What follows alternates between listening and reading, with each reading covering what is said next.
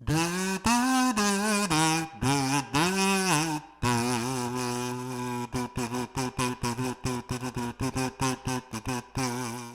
one of many episodes NPR has done about George Floyd. Let's take a listen. Today, May 25th, marks 2 years since a police officer murdered George Floyd in Minneapolis. His death triggered a summer of protests demanding racial justice. 2 years later, a man walked into a grocery store in a black neighborhood in Buffalo and killed 10 people for explicitly racist reasons. People in Buffalo are trying to find a way to address a racial divide. NPR's Alana Wise has more. George Floyd's death marked a turning point in the country's already tenuous race relations. His killing at the hands of police sparked months of protests and led to calls to better address Black death at the hands of white assailants. After the top shooting this month, the people have renewed their calls for change. I believe the thread between the two tragedies is the dehumanization of Black people in this country. Tolu Odunsi is a lecturer in law at the University at Buffalo. In the city, still reeling from the racist attack, residents have made clear that there is no time to wait in addressing Black lives lost to violence. To be able to kneel on someone's neck for such an amount of time that kills them, in your mind, you have had to dehumanize that person. In the same way, to travel and shoot innocent Black people at a supermarket, again, you have to have that. So we've got an issue going on here with this story where they have connected the George Floyd death to a crazy shooter who went into the grocery store and killed a bunch of people, which is a terrible, a horrible thing. Very little doubt in my mind that the person that committed that act at the grocery store was mentally ill. They say it's for explicitly racist reasons. That's because the person claimed to have explicitly racist reasons, which sometimes happens. We also had, not too long before this, the Waukesha attack, Right. where we had a Black driver drive through a parade and kill a bunch of people, innocent people. And you could also say that was for explicitly racist reasons for the exact same reason. All of that driver's social media and everything else, he claimed he was doing it because he wanted to kill white people. I have a feeling that person was probably mentally ill, Right. deranged as well. I would be interested in the coverage NPR had of the Waukesha attack, and my bet is that they didn't call that racist or even mention the race of the driver. I think we know that from having looked back at it. But what happened with George Floyd was something that's happened quite a few times. It happened in the Tony Timpa case, but even for longer, where you had somebody put on their belly and they died. And there's no evidence, as awful as that was, there's no evidence that's been presented that was done for racial reasons. Right. It was something I don't think that police officers intended to do, but happened, and they've been charged for it. But whether they intended to do it or not, there's no evidence that's been presented that says they did it for explicitly racial reasons. And now they have connected these two cases for whatever reason to push forward this narrative. And you can't have it both ways. If you're going to say that this was done for explicitly racist reasons here in the grocery store, you're also going to have to talk about the Waukesha attack. And then we're going to have to talk about numbers and how often either happens. But let's see what else she says there. All right. Is it possible to accidentally kill somebody while still seeing them as fully human? I mean, the answer is obviously yes, but let's go on. You have to have that element of thinking these people are less than human and deserve death. For many people, particularly white Americans, Floyd's death was a wake-up call to the realities of systemic racism. Systemic racism, that's a very important term, comes up over and over again. It's from the literature. It's about 90% of NPR's coverage. Yeah. The Tops Massacre was another cold reminder. Really around 2020, when the whole George Floyd thing happened, is when we really realized how bad racism still is in America. That was 19-year-old Julia Wazinski. At a vigil recently for the Tops shooting, she and her family dropped off flowers to honor the victims. Her sister, Sarah, echoed Julia's comments about George Floyd's death being an eye-opening experience. I think that we need to learn that there needs to be reform with, racism and gun laws, things that will prevent this from happening again. So, again, they've taken the George Floyd incident, which was an aberration and extremely unusual, and they've made it out to be something that happens all the time and therefore is a systemic issue in law enforcement. And I'm sure the young woman that they're interviewing right now believes that, because when they do polling, people who identify as progressive or on the left, if you ask them how many black citizens or unarmed black citizens are murdered by police officers every year, the number they will give you is in the thousands. Right. And in reality, every year, and it's been fairly consistent year after year, and you can go to the Washington Post database, the Bureau of Justice Statistics, or the FBI, all of them have virtually the same numbers. But every year there's about 12 cases of unarmed black people who are murdered by police officers, who are killed by police officers, I should say. There's so few that you can look at each case individually. And when you do, you'll find out the vast majority of them are involved in actively trying to attack or hurt or kill that police officer, trying to take his gun, as happened in the case in Ferguson. So if you eliminate those cases, so for example, the Washington Post will call a suspect who's trying to run over a police officer with a car as being unarmed, or a suspect who tries to wrestle a police officer's gun from their belt as being unarmed. Or in one case, there was a suspect who was beating a female police officer in the face when he was shot, and they'll view them as unarmed. Unarmed doesn't mean not deadly. Anytime a police officer's on the scene, there's a gun on the scene, which is his. If you try and take his gun, all of a sudden it becomes a deadly force issue, or if you're in a car trying to run him over. If we remove those cases from the data, every year you're left with one or two. So we have a nation of 350 million people where police officers will make more than 500 million interactions with citizens per year, and you have one or two unarmed black people. The majority of people who are killed are white, not black. But again, one or two. That's what we're actually talking about here. By contrast, there'll be 6,000, 7,000, 8,000 young black men murdered every year, usually by other young black men, in the violence that occurs in these black neighborhoods, which is why the police officers are in those neighborhoods, to try and save lives and to try and minimize that violence.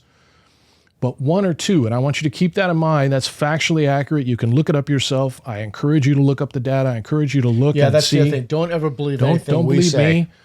Dig into it. You can check out. There's so few, like I said. If you look at the cases that BLM puts forward, there's so little of them that you can look at each one individually. You can read each case and judge for yourself what you think it was. But we're talking about one or two, and even in those one or two cases, there's really no evidence that it ever has anything to do with race. Yeah, and well, that was the other thing, the conflation of guns and race as kind of conjoined categories. All right, let's keep giving a listen. Black Americans have long sounded the bell on the dangers of existing within a racist society. After the top shooting, those fears were redoubled.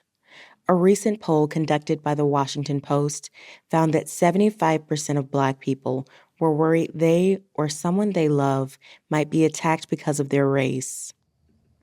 That's a terrible thing to believe, that you're going to be hunted because of your race. It's also understandable if you listen to NPR all the time. Yeah. So the claim is very specific, attack because of your race. And so what they're talking about is they're talking about interracial violence. Interracial violence is actually very rare. Most people who are murdered by someone of the same race, because most of the time you're murdered by somebody you know. But when it does occur, and this has been the case for decades, going back 4 or 5 decades, when it does occur, 85% of the time it's black on white or black on Hispanic. It's not white on black. It's black on white. The attacker, the assailant, when the case is interracial violence, which again is very rare. I don't want to make it seem like there's an epidemic of black people attacking white people. That's not happening. It's small. Most black people, when they're murdered, are murdered by other black people. Most white people, when they're murdered, are murdered by other white people. But when it does occur that there's interracial violence, 85% of the time it's black on white. The assailant is black and the victim is white. You would never know that from listening to NPR. And again, I don't think that occurs because of racial reasons. I don't think that they're being attacked because they're white. I think it occurs because there's unfortunately, a lot of violence that happens in poor black communities. And we can talk about the reasons for that NPR never really discusses. But this idea that black people are being hunted by white people or that white people are being hunted by black people is a media perpetuated myth. And so it's shameful when we hear people American citizens be scared like that or think that they're going to be hunted because policy is made based on that fear and those decisions. And we've seen the results of that policy recently. I would also argue that this is not overly difficult to correct. You have an expert on who knows the data, who speaks from the data as opposed to speaking from their feelings. Yeah, and there's some issues we talk about on here where the data, there's multiple sides and the data can be a bit ambiguous. The data on this is not ambiguous. We know the homicide data in the United States is pretty rock solid. We know how many people are murdered every year. We know you go over this in your book, The Gift of Violence. Yes, but people can look this up and people can find out for themselves. I'm telling you, you're never going to hear that. You're never going to understand that. You're going to get the opposite point of view, and you're going to think that Americans are killing each other left and right based on race if all you do is listen to NPR. Right. But just 8% of respondents say they were surprised by the shooting. Gio Hernandez said that these tragedies continue because of government inaction. I am sick and tired of being sick and tired. We all are sick and tired of being sick and tired. After Floyd's death, Democratic lawmakers vowed to address systemic racism. Protests sparked nationwide. Systemic racism, there it is again.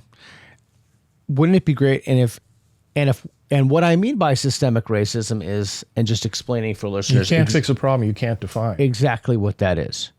And the George Floyd and Policing Act was introduced to Congress.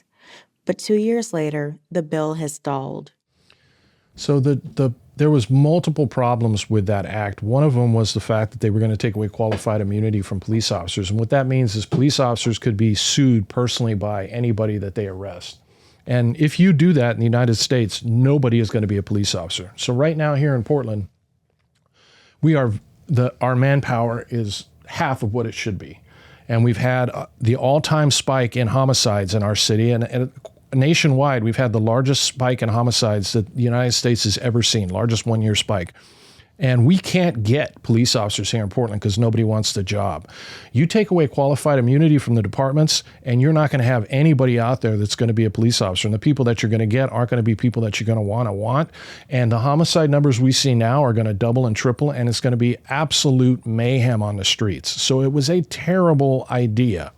And it was an idea that was based on the slander that police officers are inherently racist or evil, or they're out to hunt people, and police officers are not that way. And it would be nice is a terrible word, let me take that back. And it would demonstrate journalistic integrity and help listeners if they had someone explain what it was that they were trying to pass, why they were trying to do that, what the pros and cons. What was in the bill? What was in the bill? Why would a reasonable person object to it? What is the evidence for the bill? What is the evidence against the bill? What does the data show? What inferences can a reasonable person look at if they look at the data? And officials say racist, violent extremists, like the one police say perpetrated the top shooting, remain one of the top domestic threats. This is embedded racism in our policies, in our practices, in how this city is governed, and how our people are continued to be hunted. That's such a serious claim to make, and there is no pushback in this piece about that. That's the problem. Some American citizen comes on and claims they're being hunted because of their race. You're going to put that on national airwaves. That's going to have major consequences for how people think, how they live their life, how they the view kind the of policy police, agendas how they they view have, society. how they view the police.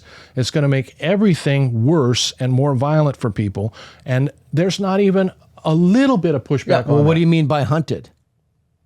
That's the first question I would have said. Incredibly dangerous, bad thing for NPR to be doing right now.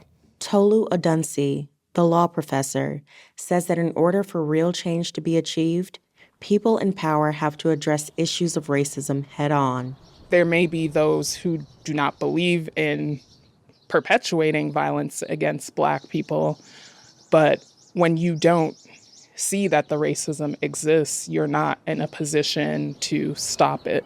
Alana Wise, NPR News, Buffalo, New York.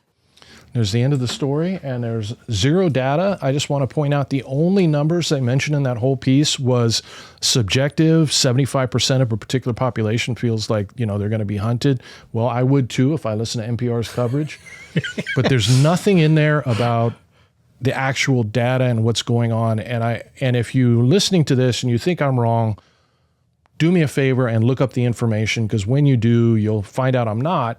And what I am saying is so different from NPR that I think in this story, more than probably any other, you can see just how biased NPR is. It's not even close. They're not even presenting a little bit of the other side. There's no presentation of the other side.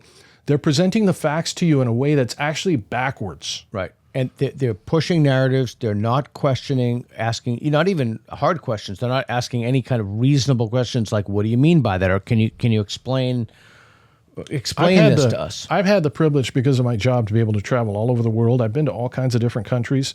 And whether you know this or not, and if you travel around, I think a lot of people will experience this. I've been to all the different continents. America is a beautiful country it's not a racist nation filled with a bunch of people who hate each other. Right. But if you listen to this kind of media, you're going to believe that's the case. This is disinformation. This is disinformation that is, by its very nature, going to make things worse. And the sad part about this, the really sad part about this, is the people who are going to suffer from this kind of misinformation the most aren't going to be the white liberals that listen to NPR. It's going to be the poor black people that live in those neighborhoods where those gunshots and those gun battles are going on daily. And you can thank episodes like this one on NPR for the environment that creates that.